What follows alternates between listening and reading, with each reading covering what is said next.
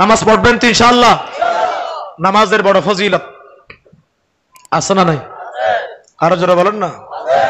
আল্লাহর কোরআন বলছে আল্লাহ রাব্বুল আলামিন কিছু ব্যক্তিদেরকে সকর নামক দোজখে দিবেন। তাদেরকে বলা হবে, এই আল্লাহর বান্দারা তোমরা সকর নামক দোজখে চলে যাও। মা সালাকাকুম ফি সকর। তখন জাহান্নামীরা তাদেরকে জিজ্ঞেস করবে, ও আল্লাহর বান্দা তোমরা কেন এই জাহান্নামে চলে আসলা?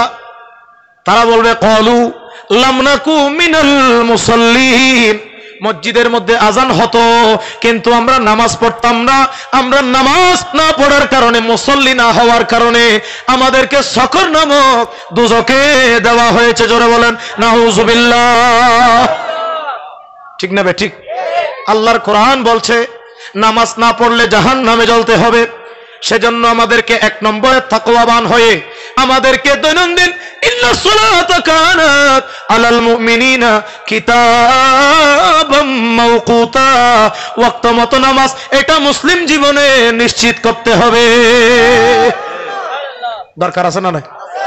আপনি যে তাকওয়াবান, আল্লাহকে যে আপনি ভয় করেন, আপনার মধ্যে যদি কোনো অশ্লীলতা থাকে, আপনার মধ্যে যদি কোন ধরনের মন্দ চরিত্র থাকে, আল্লাহ বলেন ইন্নাস সালাতা তানহা আনিল ফাহশাই ওয়াল মুনকার।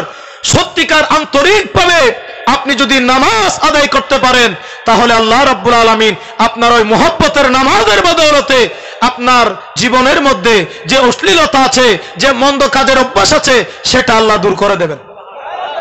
আরো জোরে বলুন না সুবহানাল্লাহ।